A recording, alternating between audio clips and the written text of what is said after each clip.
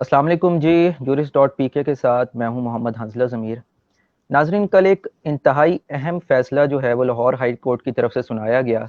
जिसमें साबिक एहतसाब अदालत के जज अरशद मलिक को जो है वो मुलाजमत से बर्खास्त कर दिया गया। याद रहे कि जज अरशद मलिक जो कि एहतसाब अदालत के जज रहे हैं इस्लामाबाद में,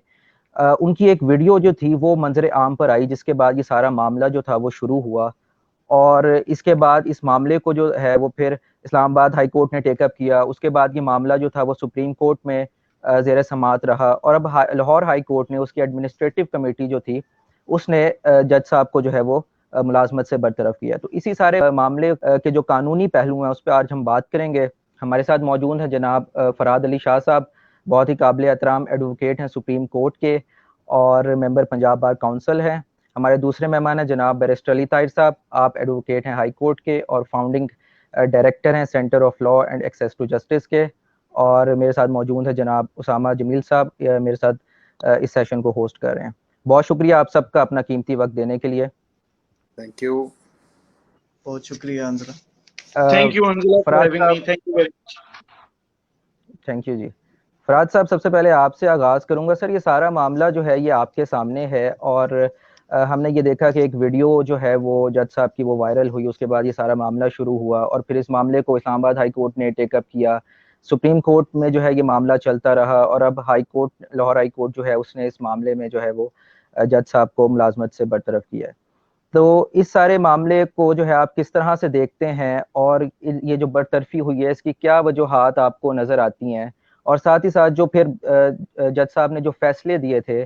उन पर जो है जज साहब की बरतरफी से जो है वो क्या असरात मुरतब होंगे, इस पे ज़रा रोशनी डालिएगा जी फराद साहब।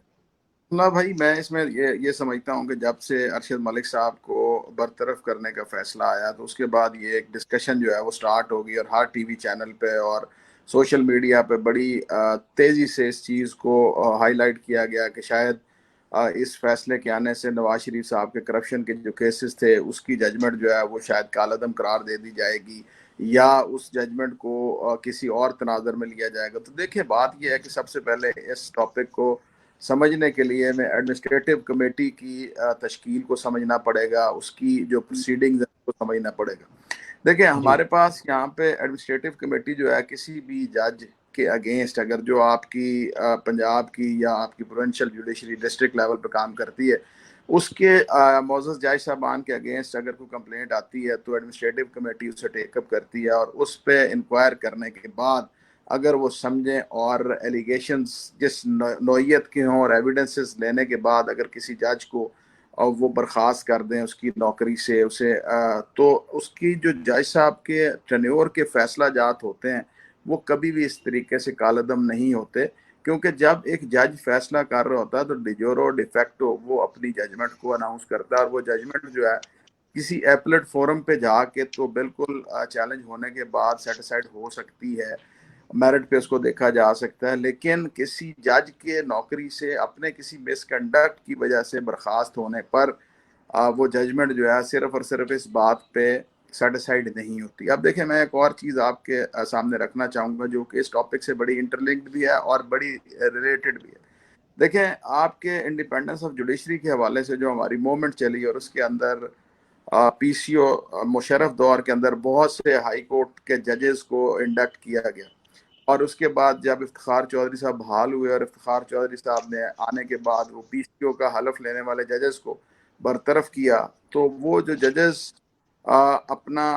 ओथ, जो पीसीओ के जजेस थे, जब उन्होंने अपने ऑफिस को छोड़ा तो जो जजमेंट्स वो पास करके गए थे वो कालअदम नहीं हुई थी, और वो जजमेंट्स जैसे क्रिमिनल साइड पे बहुत से जजेस ने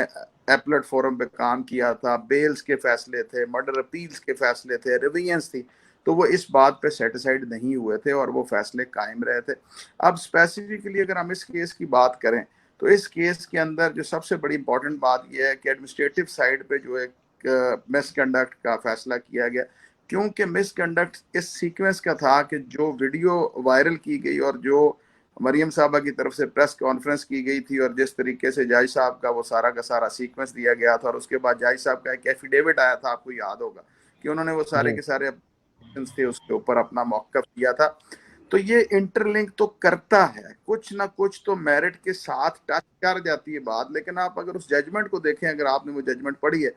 तो नवाज शरीफ साहब को एक एलिगेशन के अंदर एक्विट कर दिया गया था और दूसरे एलिगेशन के अंदर उन्हें सजा दे दी गई थी। तो अब उसमें 2 अपील्स पेंडिंग है। एक अपील उनकी कन्विक्शन के अगेंस्ट है जो मियां नवाज शरीफ साहब ने फाइल की हुई है, जो मरियम साहबा ने फाइल की हुई है, जो कैप्टन सफदर साहब ने फाइल की हुई है। और सेकेंडली नैब ने उस इक्विटल के अगेंस्ट अपनी जो है उस अपील को फाइल किया हुआ। बहुत अपील जो वो वहां पर इस्लामाबाद हाई कोर्ट में पेंडिंग है। तो ये एपलेट फोरम ने देखना है। लेकिन एडमिनिस्ट्रेटिव साइड का क्योंकि अभी फैसला हमने पढ़ा नहीं है, क्योंकि कॉन्फिडेंशियल फैसला हुआ करता है, तो अगर उसके अंदर कोई ऐसा नोट दिया गया है और उस नोट को अगर चीफ जस्टिस साहब को रेफर किया जाएगा और चीफ जस्टिस साहब उसको एपेक्स अगर सुप्रीम कोर्ट को भिजवा देते हैं, तो उस मेरिट के ऊपर अगर कोई ऐसी एविडेंसेस आई हैं कि जो डायरेक्टली इफेक्ट कर सकती हो नवाज शरीफ साहब के केस को, तो एपलेट कोर्ट उसे देख सकती है। लेकिन आप इसको सिर्फ और सिर्फ एक सिंगल हिंट के अंदर ये नहीं कह सकते कि जज साहब के, अरशद मलिक साहब के बर्खास्त होने पे वो जजमेंट सेटिसाइड होगी। या मैं इसको आम हालात में कहूँ तो मिठाइयाँ बांटने वाली कोई बात नहीं है, और इसको पॉलिटिकली नहीं देखना चाहिए, इसको लीगल साइड पे हमें देखना चाहिए। और लीगल साइड पे जो मैं आपको बता रहा हूँ वो मैं अपने अक्ल कुल के मुताबिक और अपना जो मेरा एक्सपीरियंस है और जो जिस तरीके से हम जजमेंट को देखते हैं, मैं उस तनाज़र में बता रहा हूँ। राइट। अच्छा फराज साहब, ये आपको नहीं लगता कि ये जो मामला है ये डायरेक्टली लिंक करता है उस केस का और उस वीडियो का आपस में एक बहुत गहरा जो है वो, क्योंकि उस वीडियो में इस तरह की बात की गई जिससे वो जो जजमेंट है वो कम्प्लीटली डाउटफुल होती है। तो आपको नहीं लगता कि उसको स्ट्रेट अवे जो है सेटिसाइड कर दिया जाए? देखें, बात यह है कि अगर आप ये अगर एक लम्हे के लिए हम इस बात को मान भी लें और हम कहें कि जी डायरेक्टली वो जज साहब जो थे उन्होंने नवाज शरीफ साहब के साथ सेटलमेंट करने के बाद ये जजमेंट पास की गई थी,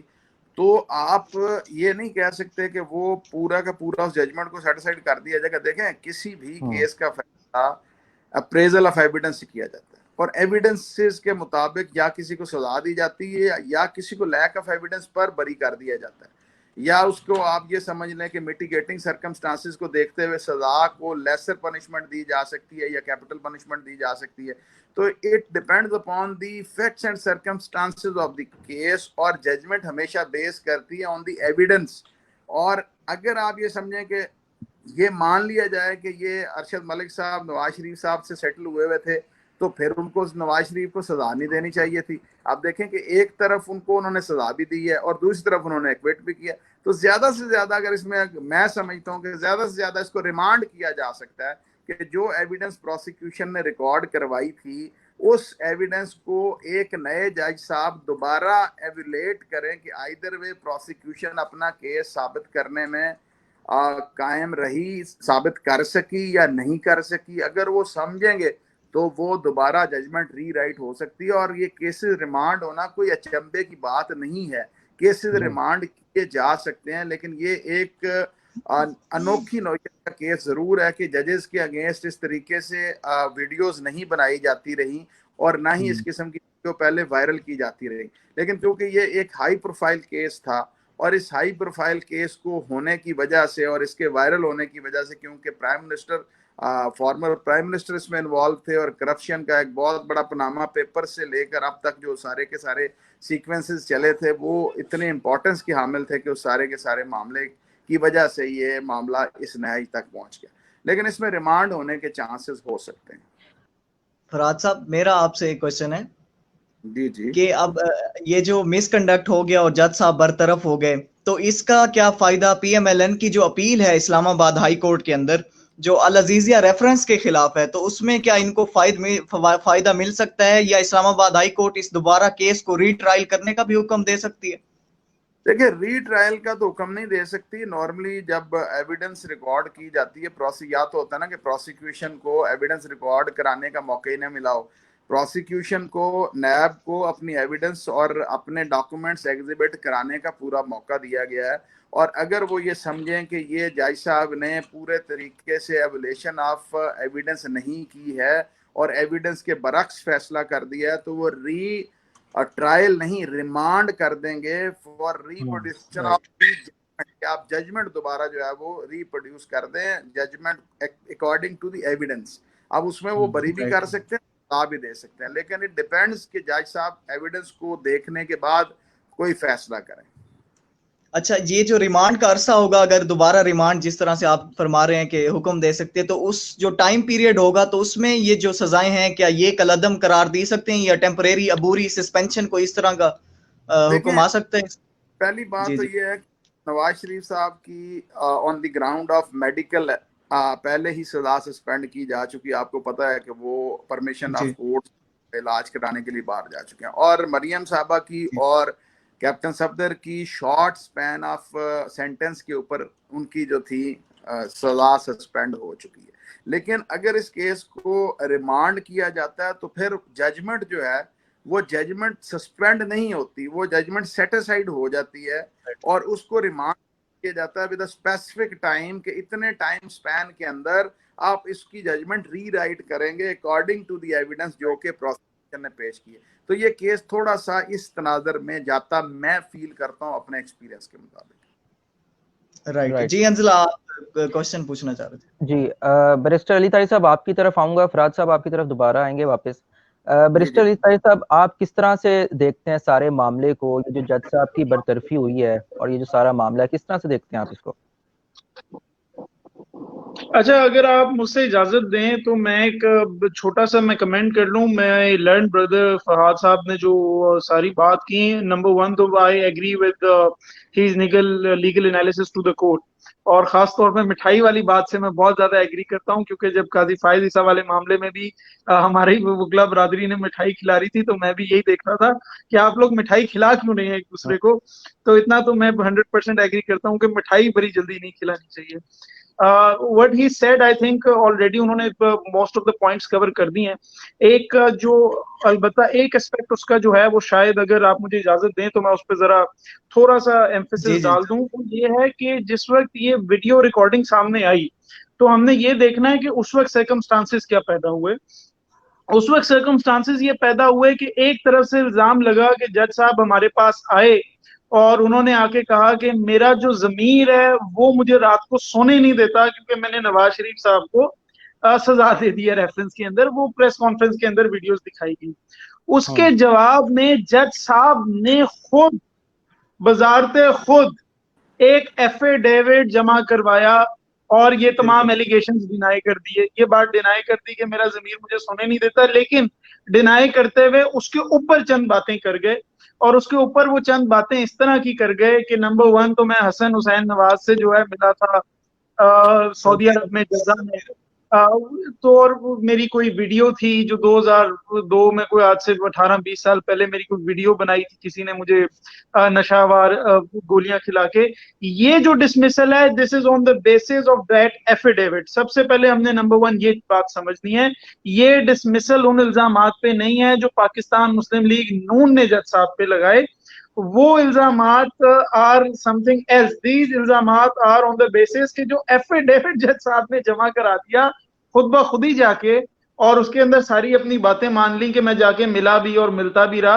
तो नंबर वन तो एडमिनिस्ट्रेटिव कमेटी ने उसके ऊपर वो रिपेट्रिएट किया। इस्लामाबाद हाई कोर्ट ने फौरी तौर पर लाहौर हाई कोर्ट को, लाहौर हाई कोर्ट ने ऑफिसर ऑन स्पेशल ड्यूटी बना दिया और उसके बाद एक ऑनरेबल जज साहब को इंक्वायरी का कह दिया। वो उन्होंने इंक्वायरी, कॉम्प्रिहेंसिव इंक्वायरी कह रहे हैं कि उन्होंने कंडक्ट किया। अलबत्ता क्योंकि इंक्वायरी अभी तक हमारे सामने नहीं आई, हम उसको देख नहीं सके, हम उसको पढ़ नहीं सके, तो उस इंक्वायरी के ऊपर कमेंट करना थोड़ा सा मुश्किल हो। अच्छा अली ताई साहब, इसमें जज साहब ने एक चीज ये भी उन्होंने कहा कि मैंने जो है वो मुलजिम की जो लीगल टीम थी उसकी मैंने अपील तैयार कराने में उसकी मुआवनत की, ये भी ड्राफ्ट बनाने में जो है वो मुआवनत की। तो ये भी तो कहीं वजह नहीं है इस मिसकंडक्ट में इसको लिया गया हो। अब ये मैं वही, जैसे मैं कह रहा था कि ये जब तक इंक्वायरी रिपोर्ट हमारे सामने नहीं आती और हम उसको देख नहीं लेते कि उसके अंदर इन्होंने अपने एफिडेविट के बाद क्या डिफेंस लिया है, कौन सा बाकी, क्योंकि एफआईए से भी रिपोर्ट मंगवाई गई थी, जब तक हम उस इंक्वायरी रिपोर्ट को नहीं देख लेते हम फॉर श्योर नहीं कह सकते कि असल कोर वो इल्जामात का क्या था। लेकिन इतनी बात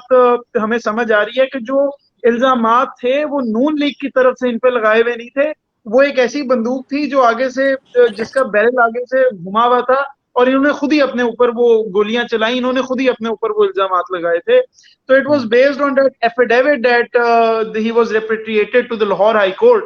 and then an inquiry was conducted. इसके अंदर एक चीज और जो बड़ी समझने वाली है और बहुत जरूरी है कि उसके ऊपर एम्फेसिस आ जाए, वो ये है कि standing order supreme court of Pakistan का मौजूद है। जिस वक्त ये मरियम नवाज शरीफ साहिबा ने प्रेस कॉन्फ्रेंस की, उसके बाद कुछ पिटिशन सुप्रीम कोर्ट में गई कि नवाज शरीफ साहब जो हैं, एक तो उनके हक में गई और दो पिटिशन उनके खिलाफ गई। एक तो गई कि नवाज शरीफ साहब का जो जज साहब हैं वो मिसकॉन्डक्ट में नजर आ गए हैं, लिहाजा उनका एक्विटल बनता है। और बाकी दो और पिटिशन थी जिन्होंने ये इम्प्यून किया कि अब इसके ऊपर कमीशन बनाया जाए जज साहब के ऊपर और इल्जामात के ऊपर, क्योंकि जुडिशरी के ऊपर बड़ा एक बुरा असर आया है।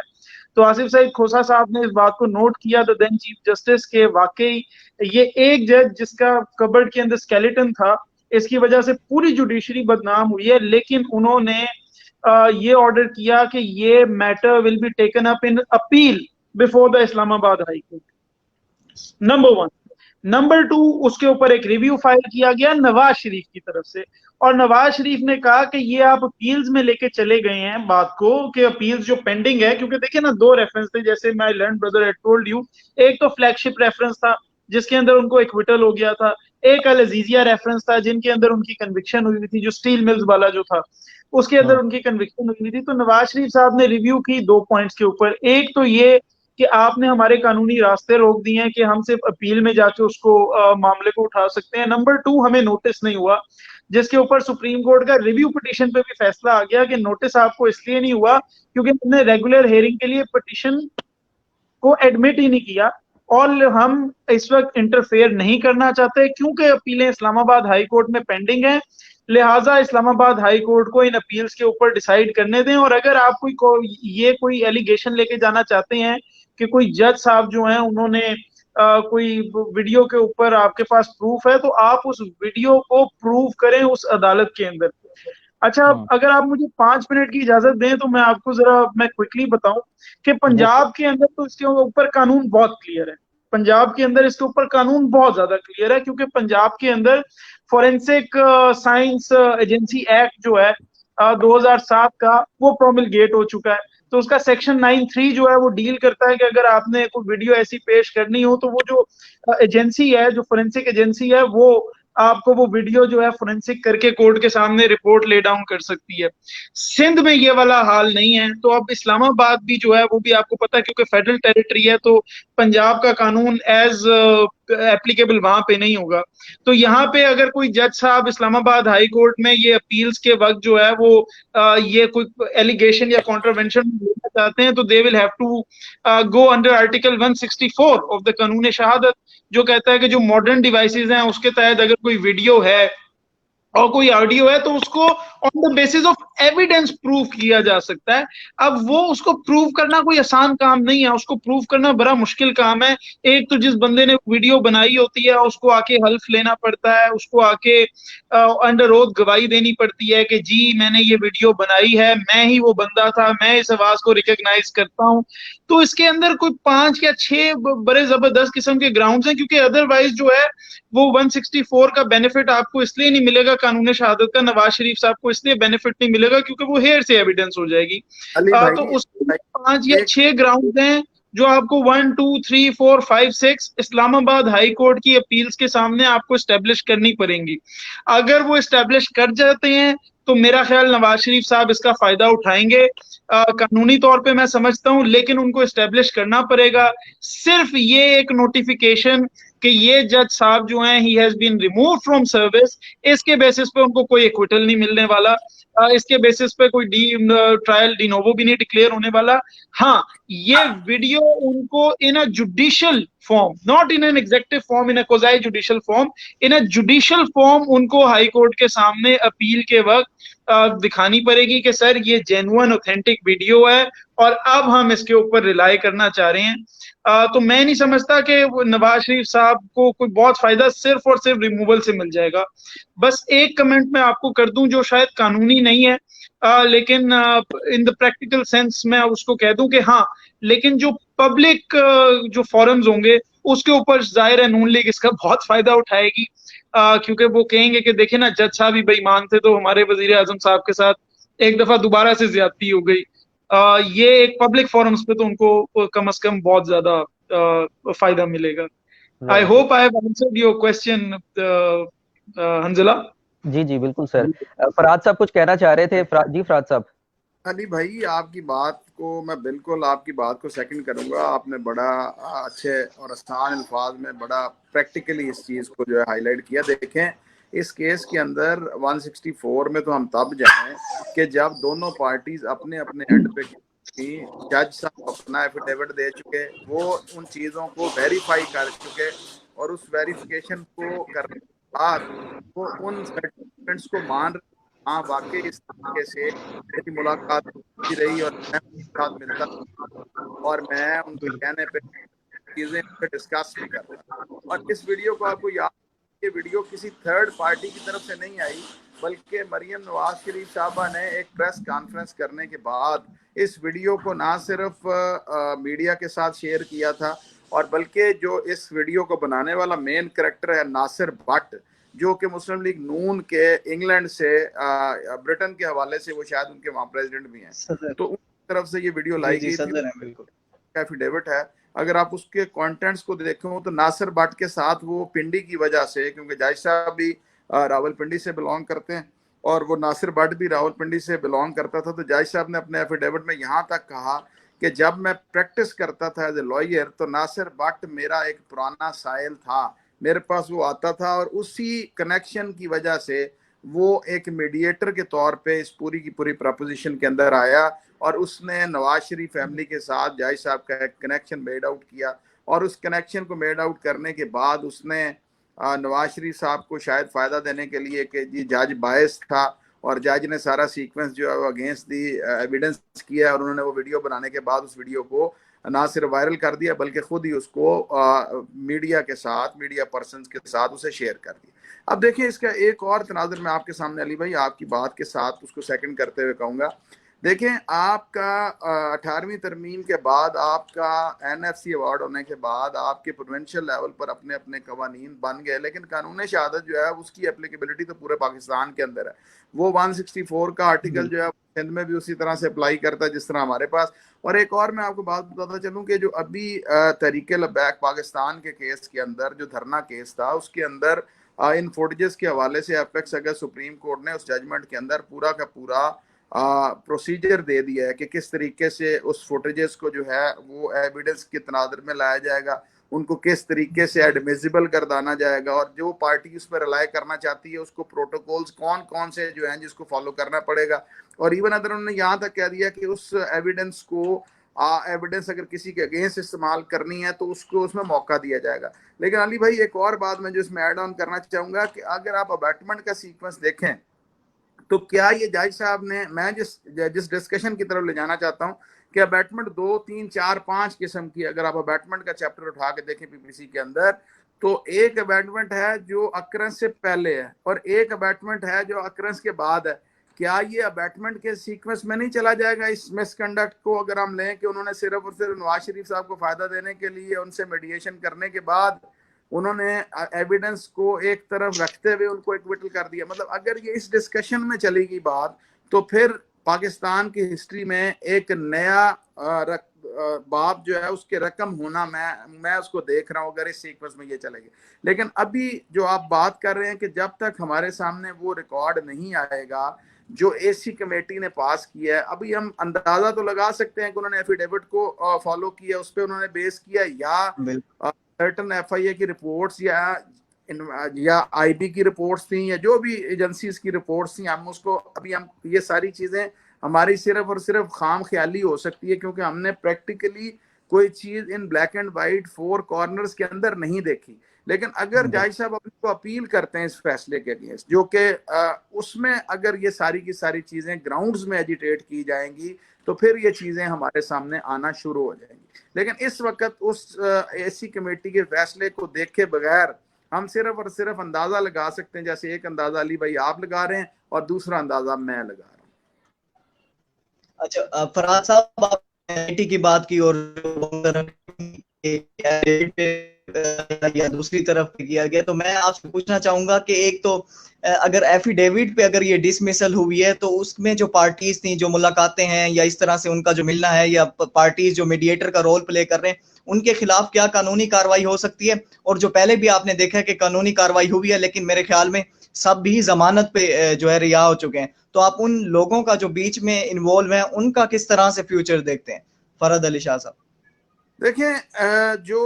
वो भट्ट साहब है, नासिर भट्ट साहब, वो तो आपको याद होगा, अगर आप थोड़ा सा अपनी मेमोरी को रिफ्रेश करें तो वो इंग्लैंड से एम्बेसी के थ्रू उन्होंने स्काइप के थ्रू अपनी एविडेंस रिकॉर्ड कराई थी, आपको याद होगा। तो जी उस पर तो जी जी डिनाई बिल्कुल। किया, लेकिन एफिडेविट क्योंकि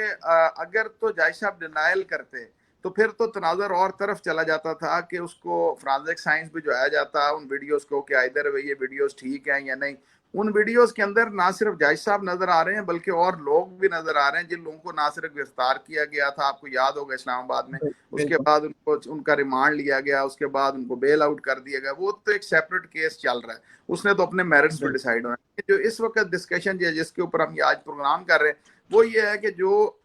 जिस तनाजर के अंदर अवाम अपने इस फैसले को लेके जा रही है पोलिटिकली कि पीटीआई इसको अपनी जीत करार दे रही है, मुस्लिम लीग नून इसको अपनी जीत करार दे रही है, तो इस किस्म की कोई बात मैं तो नहीं समझता। देखें, एक हमारे मुल्क के अंदर अगर देखें तो ये एक ब्लैक डे मैं समझूंगा in the history of judiciary कि आप नैब के इदारे के अंदर जो कि आपका अकाउंटेबिलिटी का इदारा है उसके एक जज का एक एक्यूज के साथ, इतने हाई प्रोफाइल केस के एक्यूज के साथ मिलना, उससे आप मरासिम रखना और उसको सारे तरीके से अकोमोडेट करना, सारी दुनिया के अंदर हमारी ना सिर्फ जागस आई हुई है। और जो हम इंडिपेंडेंस ऑफ जुडिशरी की बात करते हैं जिसके लिए हम बुकला ने बेशुमार कुर्बानियां दी थी, जेलें हम लोगों ने काटी थी, आगों में हम जले थे, हमें बेशुमार लोगों ने अपनी जानों के नजराने पेश किए थे। आज मुझे अफसोस होता है अपनी उस सारी की सारी मूवमेंट के ऊपर कि हमने इस जुडिशरी के लिए कुर्बानियां दी थी। हम इंडिपेंडेंस ऑफ जुडिशरी की बात करते थे, ये इंडिपेंडेंस ऑफ जुडिशरी है कि जो एक्यूज को अब खुद ही सजा देने के बाद उसकी अपील तैयार करवा रहे हैं। तो ये कभी भी ना हमारी सीआरपीसी इसकी इजाजत देती है, ना high court rule and order इसकी इजाजत देते हैं, ना कोई और कोड ऑफ कंडक्ट हमें इस चीज की इजाजत देता है। मासवा इस बात के कि हम सिर्फ अफसोस कर सकते हैं और हमें चाहिए, हमारी लेजिस्लेटिव बॉडीज को चाहिए कि इस किस्म की कानून साजी की जाए कि इस किस्म के लोगों को कैफरे किरदार तक पहुंचाया जाए, इनको सिर्फ और सिर्फ नौकरियों से बर्खास्त ना किया जाए बल्कि इनके खिलाफ क्रिमिनल चार्जेस के तहत मुकदमे ना सिर्फ दर्ज किए जाएं, इनकी प्रॉपर तरीके से इन्वेस्टिगेशन की जाए और इनका ट्रायल करने के बाद इनको पूरी सजा दी जाए ताकि आइंदा कभी कोई जज इस किस्म की हरकत करने की सोच भी ना रखे। बिल्कुल फरहद अली साहब आपने बिल्कुल बजा फरमाया और बिल्कुल अच्छी तरह रोशनी डाली। मैं दूसरी तरफ आऊंगा कि जज साहब तो अब बर्खास्त हो गए मिसकंडक्ट, तो मैं ये आपसे जानना चाहूंगा कि उनके पास क्या अपील के और किस तरह से जो है इस मैटर को आगे वो कैरी ऑन कर सकते हैं जज साहब जो है। एसी कमेटी की अपील जो है वो बिल्कुल उनका प्रोसेस जो है वो high court rule and order के अंदर अवेलेबल है, उसकी वो अपील कर सकते हैं, वो रिप्रेजेंटेशन के सीक्वेंस के अंदर है, वो उसको फाइल करेंगे उसकी अपनी ग्राउंड। लेकिन इसके अंदर जैसे देखें हमारी नॉर्मली अगर एक एक्यूज्ड अपना कन्फेशन कर लेता है तो उसकी अपील नहीं है हमारी सीआरपीसी के अंदर। अगर आप देखें अपना एफलेट का चैप्टर तो उसकी अपील नहीं है। लेकिन इसके अंदर क्योंकि सम सॉर्ट उन्होंने अपने एफिडेविट के जरिए एक कन्फेशन किया हुआ, लेकिन मैं फिर वही बात करूंगा कि जब तक फैसला ऐसी कमेटी का सामने नहीं आता उस वक्त तक देखिए जजमेंट को देखने के बाद आप उसके मेरिट्स एंड डीमेरिट्स निकालते हैं, किसी भी ऑर्डर को देखने के बाद आप उसके मेरिट्स एंड डीमेरिट्स निकालते हैं। और अगर आप देखें अभी अभी मैंने एक बात कही कि उनको शायद उस फुटेज की वजह से सजा दी गई, अली भाई का कहना था कि उनको शायद उनके एफिडेविट की वजह से सजा दी गई। तो जब तक स्पेसिफिक एलिगेशंस और स्पेसिफिक वो ग्राउंड्स हमारे सामने नहीं आती उस वक्त तक हम इसके ऊपर कोई कमेंट नहीं कर सकते, कम से कम मैं तो नहीं कर सकता। राइट। अच्छा जी हंजला फराद साहब, जिस तरह से आपने पहले भी बात की कि ये दो मुकदमे हैं, एक तो अल अजीजिया है, दूसरा फ्लैगशिप है, एक में बरी हुए, एक में जो थी वो सजा दी गई। तो आपने रिमांड की बात की, तो क्या दोनों मुकदमे जो हैं वो इससे मुतासिर होंगे, दोनों रिमांड होंगे अगर हुए तो? देखें उधर अपील अगेंस्ट कन्विक्शन पेंडिंग है और दूसरे में अपील अगेंस्ट इक्विटल पेंडिंग है। तो क्योंकि जज साहब से अभी मेरिट वाइज अगर देखा जाए तो इन अगर रिमांड होना है तो इन दोनों केसेस में रिमांड होके जाना है कि इनकी जजमेंट को रीराइट किया जाए और कोई नया जो है वो एविडेंस को देखने के बाद अपील अगेंस्ट इक्विटल और अपील अगेंस्ट कन्विक्शन, इन दोनों तनाज़ुर को देखने के बाद थे। लेकिन अभी एक लम्हे के लिए अगर देखा जाए तो अभी तो नवाज शरीफ साहब के अगेंस्ट जो जजमेंट है वो एट क्वेश्चन तो जरूर आ गई है, इसमें कोई दूसरी राय नहीं है कि वो एट क्वेश्चन आ गई है। और जैसे अली भाई कह रहे थे कि अदालत में तो शायद फायदा इतना ना हो, और मेरे ख्याल में सजा के बढ़ जाने के चांसेस ज्यादा हैं, और मियां नवाज शरीफ साहब के लिए आने वाला वक्त मुश्किल हो सकता है। लेकिन पॉलिटिकली इसको यूज करने के लिए वो, मैं फिर एक बात थोड़ी सी लाइटर साइड पर ले जाऊंगा, बिरयानी के डब्बे तकसीम करने का वक्त आ चुका। बिल्कुल ठीक है जी। बैरिस्टर अली ताहिर साहब, आप मेरा ख्याल है कुछ कहना चाह रहे थे। नहीं, मैं एक तो अपने भाई की बात बहुत गौर से सुन रहा था। Is given a very good analysis of the issue at hand, और वंस अगेन मैं उनकी बात से एग्री करता हूँ। सिर्फ इतना सा मेरा एक जो होगा वो एक बड़ा रिस्पेक्टेड डिसएग्रीमेंट होगा, वो ये होगा कि मैं समझता हूँ कि जो इंक्वायरी रिपोर्ट है वो वीडियो को इस वजह से कॉग्निजेंस नहीं ले सकेगी, क्योंकि असल में जो इस्लामाबाद हाई कोर्ट ने जिस वक्त रिपैट्रिएट बैक किया तो वो किया on the basis of that affidavit, क्योंकि सुप्रीम कोर्ट अपने 23 अगस्त 2019 वाले ऑर्डर में ये लिख चुकी थी कि ये जो वीडियो वाला जो पूरा मामला है ये आपको ट्रायल कोर्ट के सामने ही प्रूव करना पड़ेगा। तो मैं समझता हूँ कि अगर वो इंक्वायरी कमेटी ने वीडियो के बेसिस के ऊपर कोई कोशिश की है, एडमिटेड मटेरियल के ऊपर नहीं बल्कि वीडियो की फोरेंसिक्स के ऊपर, तो मैं समझता हूँ कि वो जो अपने वायरस थे उनसे वो थोड़ा सा बाहर चले गए थे। और अगर वो ऐसा चले जाते हैं तो हो सकता है कि शायद अगर मैं वकील कोई हूँ अरशद मलिक साहब के करीब, तो मैं तो उनको ये भी मशवरा दूं कि इस बेसिस के ऊपर आप इस रिपोर्ट को चैलेंज करें that the inquiry committee has gone out of the four corners of the law that were contend by it. तो यहाँ पे मेरा एक छोटा सा डिसएग्रीमेंट होगा। बाकी मैं अपने भाई की तमाम बातों से बिल्कुल I completely agree with it. और ये जो जुडिशियल इंडिपेंडेंस पे मेरे भाई कह रहे थे कि ब्लैक डे है, आई एग्री विद इट। एक हमें याद है कि कराची में किस तरह वकीलों को जलाया गया, पूरे मुल्क में किस तरह जो है मारा गया, कूटा गया। बट कराची में शायद आपको 12 मई को याद होगा कि जिंदा वकीलों को जलाया गया था।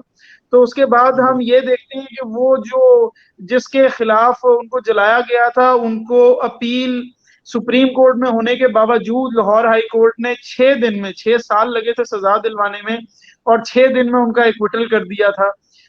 तो मैं तो समझता हूँ कि ये जुडिशियल इंडिपेंडेंस बड़े टाइम से एक डाउनवर्ड ट्रेजेक्टरी पे जारी है। और अगर आप देखें तो आपकी बात बिल्कुल सही है। जैसे चीफ जस्टिस पाकिस्तान उस वक्त जो थे आसिफ सईद खोसा साहब, उन्होंने कमेंट करते हुए कह दिया था कि ये तो पूरी जुडिशरी के ऊपर एक धब्बा लग गया है, तो हम इससे आगे इसके ऊपर क्या बात करें। वाकई देयर इज नो डाउट कि एक जो कॉन्फिडेंस है पब्लिक एट लार्ज का वो हमारे जुडिशियल इंस्टीट्यूशन से आहिस्ता आहिस्ता गिर रहा है। और वो हम बड़ी मुश्किल से उसको, जब हमारी पूरी एक इंडिपेंडेंस की जुडिशियल इंडिपेंडेंस की एक तहरीक चली, लॉयर्स मूवमेंट चली,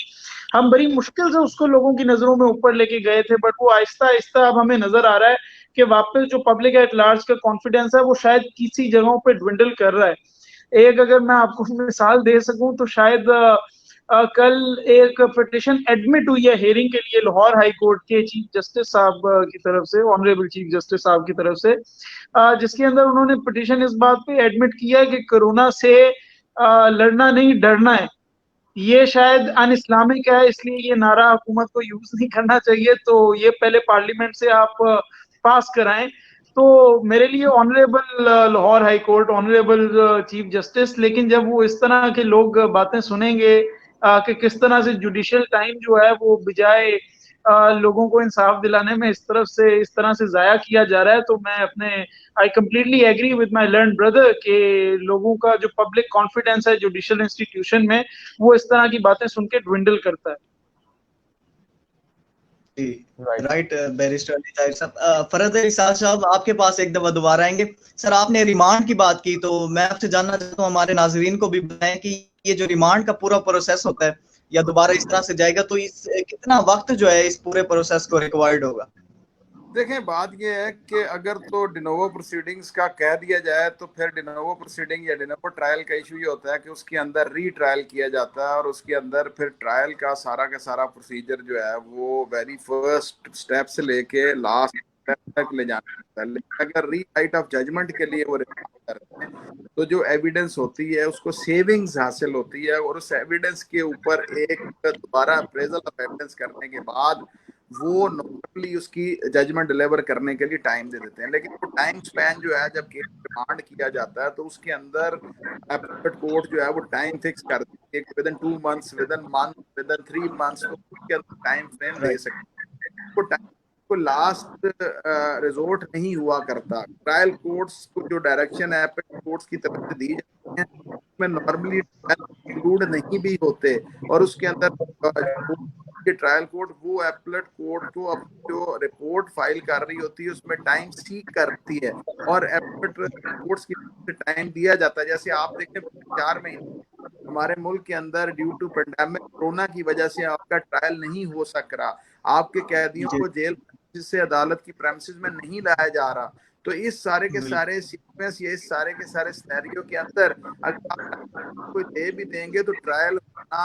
पॉसिबल नहीं है। और उसके साथ क्योंकि अभी मियां नवाज शरीफ साहब मौजूद नहीं है तो उनको आए बगैर भी डिनोवो प्रोसीडिंग्स नहीं की जा सकती, और ये ट्रायल इस वजह ही लिंगर ऑन होगा क्योंकि अगर मियां नवाज शरीफ साहब नहीं होते, मरियम साहब यहाँ है, कैप्टन सफदर साहब यहाँ पे हैं, लेकिन उनकी सजाएं जो है वो आपको याद होगा कि उनको सिर्फ और सिर्फ जो उन्होंने फॉन्ट कैलिबरी फॉन्ट के हवाले से जो एलिगेशन थे उनकी सजा तो शॉर्ट स्पैन की है। अगर उनकी अपील राइट भी हो जाए तो मेरिट से उनका सीक्वेंस इस तरीके से जो कि मियां नवाज शरीफ साहब के एलिगेशन है उनके एलिगेशन सेपरेट है, उनके चार्जेस सेपरेट हैं। तो ये तो ट्रायल अगर रीट्रायल के लिए गया तो मुझे तो इतनी जल्दी ये ट्रायल कंक्लूड होता नजर नहीं। राइट। और सर आप ये भी फरमा रहे हैं कि नवाज शरीफ साहब का वापस आना भी जो है वो बड़ा जरूरी होगा अगर इस तरह से दोबारा जो है रीट्रायल या रीराइट ऑफ जजमेंट होता है। जी ऐसे ही है सर। लेकिन आपको 10A जो है वो तो चाहे नवाज शरीफ हो या कोई भी हो, आपको आर्टिकल 10A का फेयर ट्रायल अपॉर्चुनिटी देना जो है वो the fundamental right according to the constitution of Pakistan, तो वो तो आपको करना है। और मतलब कि सर इसमें एब्सटेंशिया की कोई गुंजाइश बाकी नहीं बचती। एब्सेंशिया तो उनका हो नहीं सकता क्योंकि वो एब्सेंट तो कोर्ट की परमिशन से हैं, आपका वारंट्स नहीं हैं, उनका उनका जो एग्जाम्पशन थी उसको विड्रॉ कर लिया जाए, तो 87, 88 की प्रोसीडिंग्स की जाए और उनको एब्सकॉन्डर डिक्लेयर किया जाए और उसके बाद फिर उनके खिलाफ प्रोसीडिंग की जाए। तो एब्सेंशिया का तो अभी नजर नहीं आता। राइट जी, बैरिस्टर अली ताहिर साहब, सर आप कुछ कहना चाह रहे थे? जी मैं once again I completely agree with my learn brother. मैं इसके अंदर लेकिन एक चीज जरूर ये ऐड करना चाहता हूँ कि हमारे जो हाई कोर्ट्स हैं उनकी कुछ, और ये मैं लाहौर हाई कोर्ट और सिंध हाई कोर्ट और Balochistan high court, Peshawar high court सबकी मैं सबकी बात कर रहा हूँ कि कुछ एक जूरिस्प्रूडेंस में एक कंफ्यूजन नजर आती है। वो कंफ्यूजन नजर ये आती है कि कुछ केसेस ऐसे होते हैं जिनमें मैंने खुद पर्सनली मैंने इस बात को देखा कि कुछ केसेस ऐसे होते हैं कि जिनके अंदर कि अगर हाई कोर्ट के बेंच को लगता है कि ये कुछ जो है एरर्स ऑफ लॉ इसके अंदर हो गए हैं या कुछ फैक्चुअल कंसिडरेशंस या रेलेवेंट कंसिडरेशंस ट्रायल जज साहब ने ले लिया है, तो वो वहीं पर उसको कन्विक्शन को क्वैश कर देते हैं और एक्विट कर देते हैं। और एट टाइम्स ऐसा भी होता है कि वो rather than taking up the matter themselves और डिसाइडिंग, वो जैसे मेरे भाई कह रहे थे कि जो एविडेंस रिकॉर्ड हो चुकी है उसी एविडेंस के ऊपर खुद ही फैसला दे देते हैं एक तरफ, और दूसरी तरफ कई दफा ऐसा होता है कि उसी मामले को रिमांड बैक कर देते हैं। तो अब एक लाइन ऑफ अथॉरिटीज हैं जिनमें आपको नजर आएगा कि जो सुपीरियर कोर्ट्स हैं उनकी जूरिस्प्रूडेंस ये आ रही है कि जहां पर अगर कोई mandatory provision of the law जो है वो वायोलेट हुआ है, और जैसे मेरे भाई आर्टिकल 10A का कह रहे थे, तो even before the insertion of article 10A वो विद इन आर्टिकल 9 को उसके अंदर वो ले लेते थे और फेयर ट्रायल को वो आर्टिकल 9 के अंदर इंटरप्रेट करते थे। हमारी सुपीरियर कोर्ट वो उसको सेट असाइड कर देते थे। और एक लाइन ऑफ जजमेंट्स इस तरफ भी आती है कि जहां पर वो समझते हैं कि कोई एरर ऑफ लॉ कमिट हो गया है तो वो मामले को रिमांड बैक भी कर देते हैं। टू बी ऑनेस्ट, ये एक कुछ बड़ी जो मैंने जो देखा, मुझे बहुत एक जेन्युइन डिस्टिंक्शन नहीं लगी on the types of cases जिसके अंदर के दोनों चीजें होती हैं। तो मैं ये समझता हूँ कि ये जब नवाज शरीफ साहब की अपील टेकअप होंगी तो इनमें दोनों मामले हो सकते हैं। एक तो ये भी हो सकता है कि मामले को दोबारा रिमांड किया जाए कि आप दोबारा से इसको डिसाइड कर दें, जिसके अंदर वंस अगेन वो डिस्कशन में जाने की जरूरत नहीं है, बिकॉज फरहाद भाई ने उनको बड़े अच्छी तरह से उनको डिस्कस कर लिया है, कवर कर लिया है कि all through they will have to go over again and new judgment of the trial court will come out. और अदरवाइज ये भी हो सकता है कि इस्लामाबाद हाई कोर्ट जो है वो ये फैसला करे कि नहीं जी, क्योंकि एरर्स ऑफ लॉ कमिट हो गए हैं या there have been some irrelevant considerations have been taken into account, या कुछ रेलिवेंट कंसीडरेशंस ऐसी रह गई हैं जो कि अकाउंट में नहीं ली गई, तो हाई कोर्ट के पास आपको पता है इनहेरेंट पावर तो हाई कोर्ट की है, और वो article 199 read with article with section 561 वो उसको इंटरप्रेट कर कर और कई दफा कन्विक्शन सेट डिसाइड करके एक्विट भी कर देती हैं। तो मेरा कहने का मकसद ये है कि हमारे जो सुपीरियर कोर्ट्स हैं उनकी प्रैक्टिस इतनी ज्यादा एटलीस्ट इस मामले में कि कहाँ पे केस को रिमांड के लिए वापस भेजना है और कहाँ पर एविडेंस को खुद ही, क्योंकि एविडेंस तो रिकॉर्ड हुई भी है, एविडेंस को तो दोबारा रिकॉर्ड नहीं होना, कहाँ पर उस एविडेंस के ऊपर जो है वो हम खुद फैसला कर दें। यहाँ पे जो डिस्टिंक्शन है वो बड़ी वीक है। एक ही तरह का केस रिमांड भी हो जाता है और उसी टाइप का सिमिलर केस जो है वो खुद से हाई कोर्ट जो है वो एपलेट जुरिस्डिक्शन में भी कभी कभार डिसाइड कर देती है। तो ये मैं समझता हूँ कि ये अब आने वाले दिनों में पता लगेगा कि क्या होगा।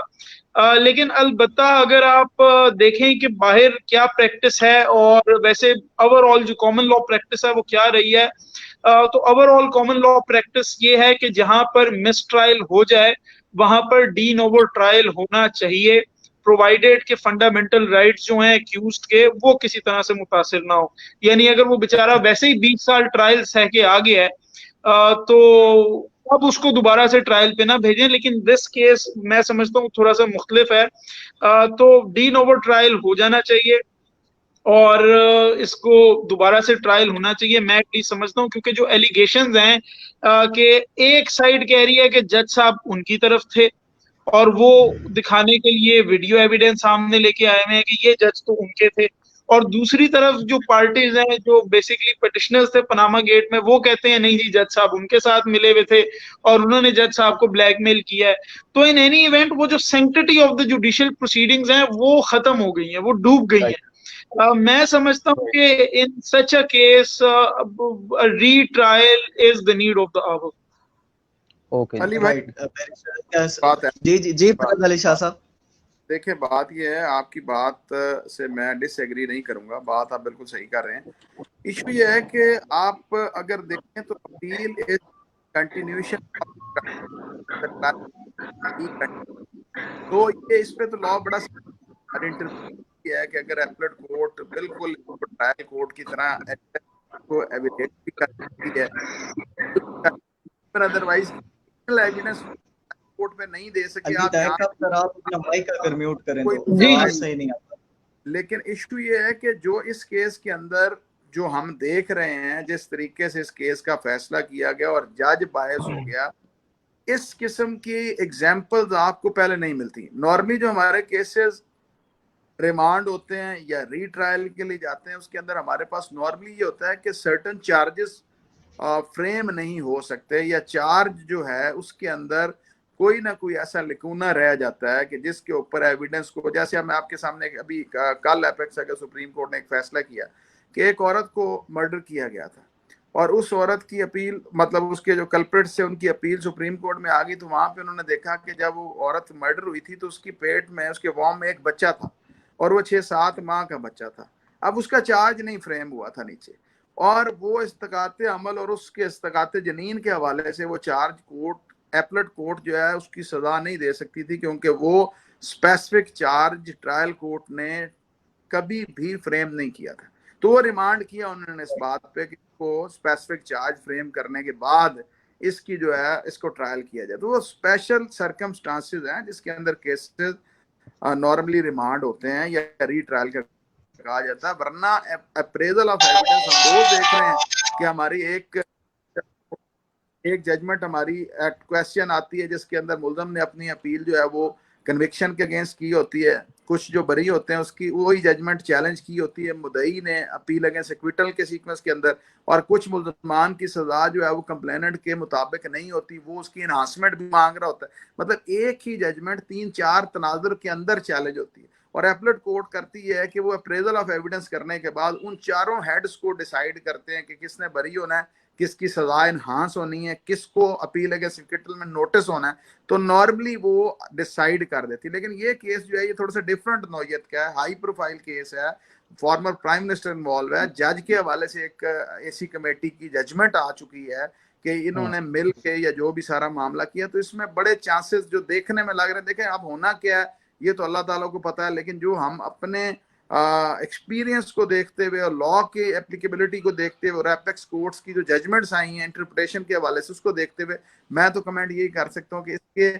री ट्रायल तो नहीं लेकिन री राइटिंग ऑफ जजमेंट के हवाले से ये रिमांड होने के चांसेस लगते हैं मेरे मुताबिक। मुझे अब ये बिल्कुल सही, बिल्कुल राइटिंग ऑफ जजमेंट होने के चांसेस लगते हैं। हंसला साहब आपका कोई क्वेश्चन है? जी फराद अली शाह साहब बहुत शुक्रिया, बैरिस्टर अली ताइज साहब बहुत शुक्रिया, आपने अपनी कीमती राय से आगाह किया। और मुझे बिफोर यू गो आउट मैं 2 मिनट सिर्फ आपसे प्लीज लूंगा। मैं सिर्फ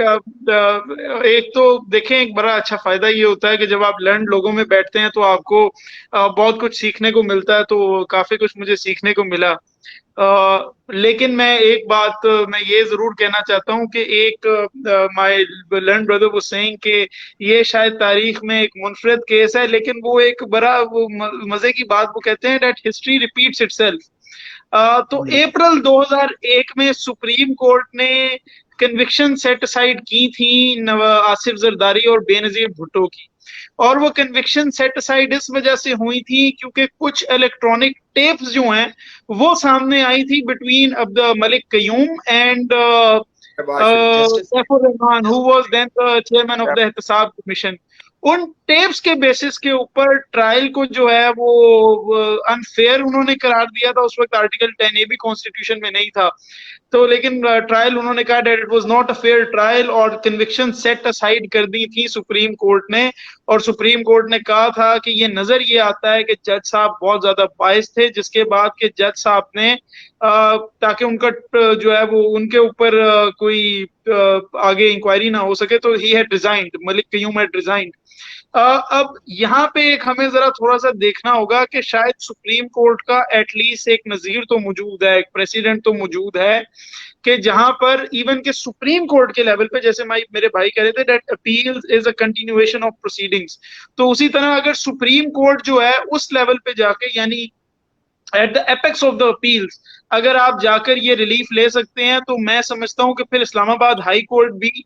ये पावर रखती है, both under the constitutional jurisdiction under article 199 और उसकी inherent powers under the statutory scheme section 561A के वो अगर ये समझे कि अगर से फॉर एग्जांपल नून लीग जो है ये प्रूव कर दे ट्रायल पे कि ये वीडियोस ट्रू हैं और रेड विद द फैक्ट कि ये जो इंक्वायरी कमेटी की रिपोर्ट है ये जज साहब के सामने रख दी जाए, ऑनरेबल बेंच के सामने रख दी जाए, मैं समझता हूं कि इसके ये भी चांसेस हैं कि इस्लामाबाद हाई कोर्ट जो है वो इसको सेट असाइड कर दे कन्विक्शंस को।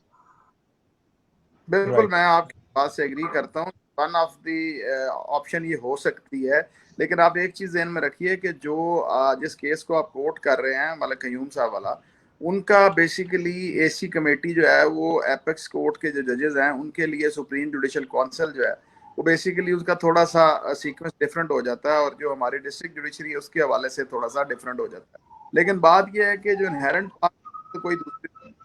इनहेरेंट पार्स के अंदर